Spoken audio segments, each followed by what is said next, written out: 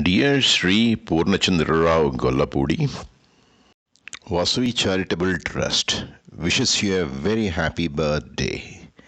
Many happy returns of the day. We pray the Almighty for a healthy, prosperous and long life to you. May Vasavi Mata shower her choicest blessings on you and on all your family members. God bless you. शतमानं भवति शतायुः पुरुषः शतेन्द्रिय आयुष्येवेन्द्रिये प्रतिष्ठति